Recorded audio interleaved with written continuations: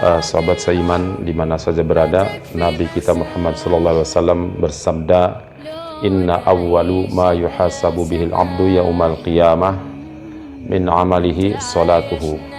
Fa in salahat faqad aflaha wa anjah. Wa in fasadat faqad khaba wa khasira." Kata Nabi sallallahu alaihi wasallam, beliau bersabda bahwasanya sesungguhnya yang pertama kali dihisab ya oleh Allah ya dari hamba-hambanya ya dari setiap amal-amalnya pada hari kiamat kelak, yaitu yang pertama kali adalah salatnya ya. Apabila baik salatnya, maka sungguh dia orang yang beruntung, dia orang sukses ya, dia orang yang selamat ya. Kemudian apabila fasadat, apabila rusak salatnya, rusak ya, bukan tidak salat, ini rusak, fasadat bukan tidak salat. Kalau yang tidak salat itu tidak usah ditanyakan ya tentang kekufurannya. Akan tetapi di sini Nabi Shallallahu Alaihi Wasallam ya beliau bersabda fasadat ya, rusak salatnya, rusak meskipun dia salat, maka dia faqad khaba wa khasira, sungguh dia telah gagal dan merugi, kata Nabi Shallallahu Alaihi Wasallam. Maka hendaknya ini menjadi perhatian bagi kita semua ya, karena kesuksesan yang sebenarnya adalah nanti hari kiamat. Apabila dia ketika dihisab sholatnya bagus baik, maka dia aflah ya wa anjah, sungguh dia orang yang menang, sukses ya, menang dan sukses, aflah wa anjah, dan dia beruntung, selamat ya. Apabila dia sholatnya rusak buruk, maka termasuk dia orang-orang yang merugi dan gagal ya. Jadi percuma meskipun hidupnya berlimpahan harta, title yang berderet ya banyak, kemudian ya kedudukan, jabatan, kekuasaan, tapi jika dia tidak memperhatikan sholatnya ya, sholatnya rusak ya, sholatnya tidak benar, tidak bagus ya, tidak sesuai ya apa yang telah diajarkan oleh Nabi Shallallahu Alaihi Wasallam, bahkan apalagi sampai tidak sholat ya, bolong-bolong, maka sungguh ini lebih berbahaya lagi ya, lebih berbahaya lagi, tidak usah dipertanyakan tentang kerugiannya nanti ya, na'udzubillah min dzalik. Maka harusnya bagi kita masalah sholat ini menjadi perhatian khusus, menjadi perhatian yang amat besar ya. Hendaknya kita menjaga sholat kita, yang mempelajarinya dengan benar, agar sholat kita benar, agar sholat kita diterima oleh Allah Subhanahu wa Ta'ala. Kemudian Nabi Shallallahu Alaihi Wasallam juga bersabda dalam riwayat Abu Daud, hadis hasan ya, beliau bersabda, muru auladukum bis sholah, ajarkanlah anak-anak kalian untuk salat, wahum abna'u sab'i sinin, apabila mereka telah mencapai umur 7 tahun ya. Kemudian wadribuhum 'alaiha ya, wahum abna'u yang 10 sinin ya. Kemudian pukullah mereka apabila mereka meninggalkannya ketika mereka berumur 10 tahun ya. Kemudian wafarriqu bainahum fil madaji', kemudian pisahkanlah tempat tidur mereka ya dari antara yang laki-laki dan perempuan ya. Dalam hadis ini jelas, hadis yang mulia ini isinya ya, Nabi SAW memerintahkan kepada para orang tua agar mengajarkan anak-anaknya, memerintahkan anak-anaknya untuk melaksanakan sholat yang wajib, sholat 5 waktu. Jika Nabi SAW telah memerintahkan, maka hukumnya wajib ya. Kewajiban bagi orang tua berarti mendidik dan memerintahkan anak-anaknya untuk sholat 5 waktu. Miris sekali banyak orang tua yang memukul, marah kepada anaknya ketika tidak sekolah ya, tidak sekolah sehari saja mereka marah ya, mukul, dipukul bang ya, bahkan sampai dipukul ya, padahal umurnya belum mencapai 10 tahun ya. Ini luar biasa ya, ini kesalahan yang fatal. Akan tetapi ketika anaknya tidak belajar ngaji, tidak menuntut ilmu agama, tidak sholat, mereka diam. Na'udzubillah. Ini bagaimana? Tentu ini kebalik ya. Allah Subhanahu wa Ta'ala tidak menghisab itu. Mereka jika tidak sekolah, tidak belajar pendidikan formal, tidak berdosa ya, tidak berdosa. Bukan berarti saya merendahkan pendidikan formal, tidak, itu juga penting ya, itu juga harus kita pelajari ya, demi bekal kita kehidupan dunia kita, untuk hidup demi kelangsungan hidup kita di dunia ini. Akan tetapi ini kita berbicara tentang masalah perintah ya dalam Islam ya, kewajiban para orang tua ya yang telah Allah wajibkan melalui lisan Rasulnya, yaitu muru auladukum bis-shalah. Perintahkan anak-anak kalian, ajarkan pada anak-anak kalian untuk melaksanakan sholat, ya, untuk melaksanakan sholat, ya, ketika umur 7 tahun. Kemudian pukul mereka, ya, wadribuhum, pukul mereka apabila mereka meninggalkannya ketika umur, ya, asyara sinin, ketika sudah mencapai umur 10 tahun, ya, sudah mencapai umur 10 tahun. Apabila mereka meninggalkan sholat itu, maka pukul mereka. Akan tetapi harus digarisbawahi ini bahwasanya pukulannya pukulan mendidik, ya, bukan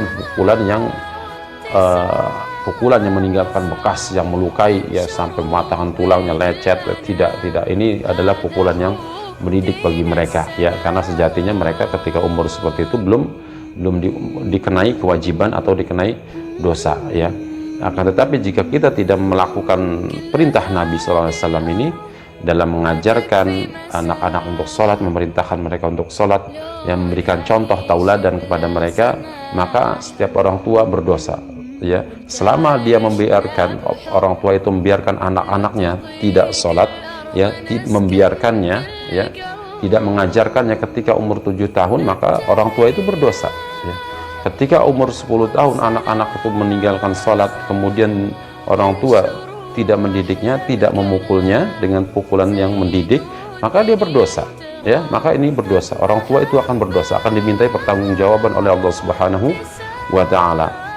Dan kita tahu bahwasanya kita diciptakan semuanya untuk beribadah kepada Allah Subhanahu wa Ta'ala, ya, sebagaimana firman Allah dalam surah Al-Dzariyat, yang tentu ini ayat ini sudah kita hafal semua, ya, para dai, para ulama, para ustadz sering membacakannya. A'udzubillahi minasyaitonirrajim, wa ma khalaqul jinna wal insa illa liya'budun. Dan tidaklah aku ciptakan jin dan manusia kecuali untuk beribadah kepadaku saja, liya'buduni, untuk beribadah kepadaku, yang mentauhidkanku dan tidak menyekutukanku. Ini salah satu ibadah yang mulia, yang besar. Perintah Allah adalah sholat, ya. Memang Allah perintahkan sholat itu agar terus dijaga. Hafizu ala sholawat, ya, peliharalah seluruh sholat itu. Jadi ini jelas perintah Allah, ya. Maka tugas orang tua, ya, bukan hanya memberi makan, minum, ya, pakaian, atau segala macam keperluan yang lainnya, kemewahan-kemewahan segala macam. Bukan itu saja. Jika hanya cuman itu, orang-orang kafir pun bisa. Justru orang kafir lebih mewah, lebih mampu memberikan itu daripada kita, ya, karena kehidupan mereka memang, jika kita lihat, ya, memang lebih dalam urusan dunia mereka lebih, ya. Jika hanya itu saja, hanya memfasilitasi mereka dalam urusan keduniaannya, makan, minum, pakaian, kendaraan, dan segala kemewahan, ya, subhanallah, itu orang kafir pun bisa. Justru mereka lebih dari itu. Akan tetapi kita orang Islam, ya, orang yang beriman, ya, sebagai hamba Allah ada tujuan, ya. Allah menciptakan setiap manusia itu untuk beribadah kepadanya, ya, untuk beribadah. Tujuan manusia diciptakan, dihidupkan untuk beribadah. Dan kita tahu Allah menciptakan manusia itu melalui dua orang, ya, suami istri yang menikah, ya, dua orang suami istri yang menikah, ya. Kemudian dari pernikahan itu Allah berkenan, ya, menitipkan hambanya, ya, ya, yaitu yang menjadi anak-anak, ya, kedua orang itu yang menikah itu.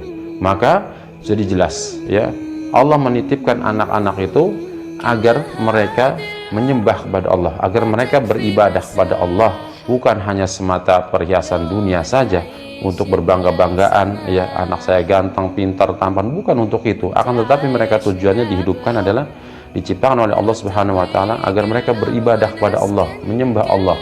Maka kewajiban orang tua adalah, yaitu mengajarkan mereka beribadah kepada Allah, ya, mengenalkan kepada mereka tentang Allah, mengenalkan mereka tentang nabinya, mengenalkan mereka tentang Islam, ya. Dan salah satunya adalah sarana ibadah kepada Allah, yaitu salat, ya.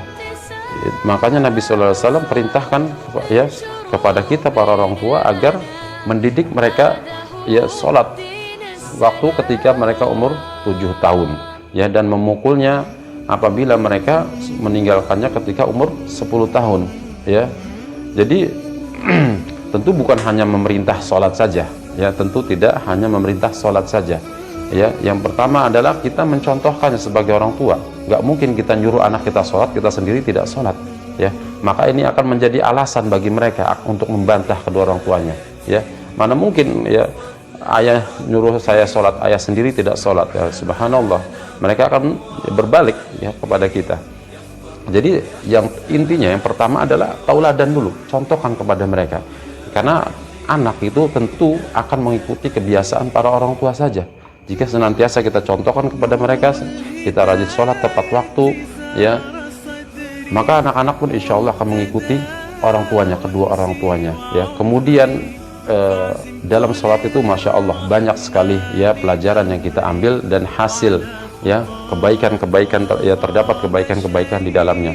Pertama, jika kita mengajarkan sholat sejak dini kepada anak-anak kita, itu tentu sudah kita berarti menyiapkan kebaikan yang banyak untuk anak-anak kita, mendidik anak-anak kita ya, yang di dalamnya dalam sholat, maksudnya di dalam sholat itu banyak sekali. Yang pertama adalah berarti kita sudah mendidik mereka agar tertib dalam waktu, yang mendidik tentang ketenangan, ya, kepatuhan kepada Rabbnya, kepada Allah, kemudian juga kesucian, kesabaran di dalam sholat itu banyak sekali, ya.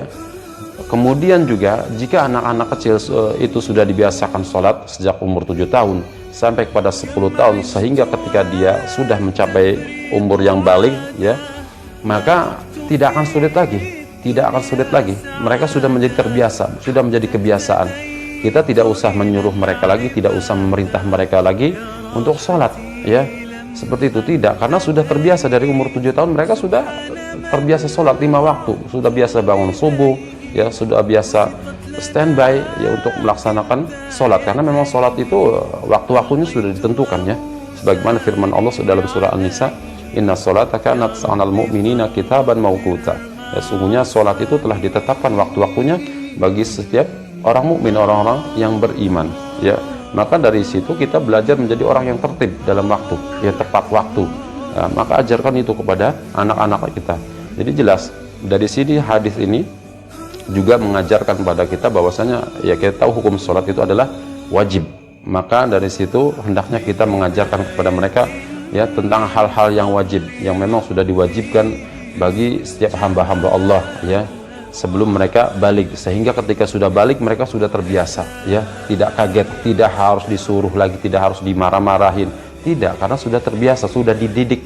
Sehingga orang yang sudah dididik dan terdidik, maka hasilnya pasti akan baik, akan mudah, sudah berjalan, mereka sudah ahli, sudah biasa, ya. Diajarkan mereka tentang sholat, ya, diajarkan mereka tentang puasa dan zakat dan juga yang lainnya, dan perintahkan mereka untuk menuntut ilmu, ya, menuntut ilmu tentang ibadah, agar ibadah mereka tidak sembarangan, tidak asal, ya, karena kata Allah Subhanahu wa taala, ya, inna sholata tanha 'anil fahsya'i wal munkar. Sesungguhnya salat itu mencegah perbuatan keji, dari perbuatan keji dan mungkar, ya. Kadang kita lihat banyak orang yang salatnya rajin, banyak salatnya, ya, bahkan sholat sunnahnya juga ya banyak sekali. Selain sholat wajib mereka tambah dengan sholat sunnah, rajin sekali. Ada juga yang puasanya juga rajin, akan tetapi akhlaknya masih buruk, perbuatan keji, mungkar, mulutnya masih kasar, masih suka mencela, masih suka menghina, terkadang masih suka menghibah segala macam. Ini dipertanyakan sholatnya, ya, dipertanyakan sholatnya, karena kita memang bukan diperintah hanya sholat saja, akan tetapi wajib sholat kita memenuhi syarat-syarat, ya, agar bagaimana sholat itu diterima. Karena sholat yang bagaimana dulu yang bisa mencegah perbuatan keji dan mungkar itu, ya, yaitu Nabi SAW sudah bersabda, ya, kepada umatnya, ya, kata beliau, "Shallu kama ra'aitumuni usolli." Sholatlah kalian sebagaimana aku sholat. Nah, tentu ini sholat yang diinginkan oleh Allah Subhanahu wa taala, yaitu sholat yang mengikuti sebagaimana sholat, ya, yang telah dicontohkan oleh Nabi SAW. Bukan kita sholat asal ngikut-ngikut orang sholat sebagaimana orang sholat, tidak. Kita pelajari hadis-hadisnya, ya, ada kitab bagaimana sifat sholat Nabi, bagaimana tata cara sholat Nabi, wudhu Nabi seperti apa, rukunya, sujudnya, bacaannya, seperti itu. Cek sholatnya, ya. Jika ada orang yang sudah sholat, rajin sholat, tapi sholatnya masih, tapi akhlaknya masih buruk, pasti ada yang salah dalam sholatnya. Mungkin bacaannya belum becus, bacaan Al-Qurannya tidak becus, karena sholat itu pasti membawa Al-Quran. Ketika sholat, apa yang kita baca? Tentu bacaan Al-Quran. Jika sholatnya dalam sholatnya Al-Quran bacaannya tidak becus, tidak benar, tajwidnya tidak benar, salah-salah, maka sudah jelas pasti sholatnya pasti rusak, ya. Dan ini tidak akan berpengaruh pada diri seorang sholatnya, ya, tidak akan mencegah dari perbuatan keji dan mungkar. Kemudian jika sholat itu adalah bisa mencegah dari perbuatan keji dan mungkar, maka tidak ada lagi, ya, hal yang paling kuat, ya, untuk membentengi anak-anak kita dari perbuatan keji dan mungkar dan membentengi keturunan kita dari kerusakan, ya, akhlak. Maka salah satunya adalah cara terbesarnya, cara terbaiknya adalah dengan mendidik mereka agar mereka mengerjakan sholat, ya, bukan hanya mengerjakan, akan tetapi menegakkan sholat, ya, sholat yang benar, ya, sholat sebagaimana sholat yang diperintahkan, dicontohkan oleh Nabi Sallallahu Alaihi Wasallam. Karena sholat yang telah diperintahkan, yang dicontohkan oleh Nabi Sallallahu Alaihi Wasallam, maka itulah sholat yang diinginkan oleh Allah Subhanahu wa Ta'ala, dan sudah pasti diterima sholatnya, ya. Jika sholatnya sudah demikian, maka insya Allah, ya, akan tercegah seseorang itu dari perbuatan keji dan mungkar. Nah, inilah salah satu cara agar kita menghasilkan generasi-generasi yang baik untuk bangsa ini dan untuk agama ini. Maka salah satu cara terbaiknya, cara terbesarnya adalah dengan mendidik mereka agar mereka memelihara sholat mereka, kemudian, ya, mendidik mereka dengan ilmu agama, ya, kemudian juga yaitu ini adalah harus kita ingat baik-baik bahwasanya ini adalah tugas para orang tua, ya, tugasnya para orang tua, kewajiban para orang tua. Dan ingat, ya, tadi di awal hadis bahwasanya yang pertama kali dihisab hari kiamat yaitu adalah setiap hamba itu adalah sholatnya. Apabila sholatnya baik, maka seluruh amalnya baik, dia akan menjadi orang yang sukses dan selamat pada hari kiamat. Tentu kita menginginkan semua anak-anak keturunan kita sukses dan selamat pada hari kiamat, di akhirat masuk surga tanpa hisab, ya, dan tidak menginginkan anak-anak kita masuk neraka, tidak mungkin. Karena inilah yang kesuksesan yang sejati, dan inilah cita-cita tertinggi seorang mukmin, orang yang beriman, ingin masuk surga dengan selamat tanpa hisab, tanpa azab, ya. Maka jika ingin demikian, ajarkan mereka, ya, tentang sholat, ya, perintahkan mereka untuk sholat, ya, sebagaimana firman Allah juga dalam surah Al-Luqman, ya, Luqman yang saleh pernah berwasiat kepada anaknya, memerintahkan anaknya, ya, dalam surat Al-Luqman ayat 17, ya, Luqman berkata, ya, firman Allah, yaitu, ya bunayya aqimis shalah, wahai anakku tegakkanlah salat, wa'mur bil ma'ruf, perintahkanlah orang-orang, ajak orang-orang untuk mengerjakan yang ma'ruf, wanha 'anil munkar, kemudian cegahlah orang-orang berbuat kemungkaran, wasbir 'ala ma asabak, kemudian sabarlah apa yang telah menimpamu. Akan tetapi dalam ayat ini Allah Subhanahu wa Ta'ala mendahuluinya dengan kata apa? Dengan perintah sholat dulu, baru menyeru pada yang ma'ruf, baru mencegah kemungkaran, kemudian sabar dalam apa yang menimpa, ya, karena tidak sholat tidak mungkin bisa, tidak pantas seorang yang tidak sholat menyeru pada yang ma'ruf, mencegah kemungkaran, ya, tidak mungkin, karena sholat itu, meninggalkan sholat sendiri adalah kemungkaran yang paling besar, ya, seperti itu, ya. Jadi jelas ini adalah perintah orang tua, ya, sebagai salah satu, ya, itu amalan atau realisasi daripada dari surah At-Tahrim ayat 6. Allah Subhanahu wa Ta'ala perintahkan kepada setiap para pemimpin keluarga, ya, untuk menjaga diri dan keluarganya dari api neraka, yaitu firman-Nya, ya, a'udzubillahi minasyaitonirrajim, ya ayyuhalladzina amanu qu anfusakum wa ahlikum naro, wahai sekalian orang-orang beriman, jagalah dirimu dan keluargamu dari api neraka, ya. Ini jelas perintah Allah, wajib. Jadi kewajiban bagi para orang tua, bagi para bapak, ya, itu menjaga diri dan keluarganya dari api neraka. Tentu ini bukan perkara yang mudah, ya.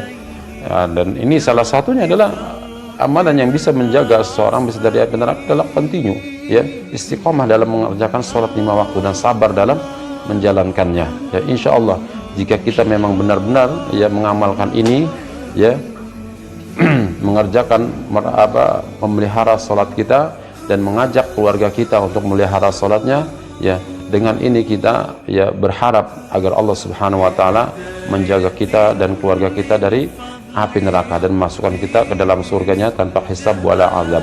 Demikian, semoga bermanfaat ya. Jangan lupa dukung channel ini terus dengan like dan juga subscribe ya. Assalamualaikum warahmatullahi wabarakatuh.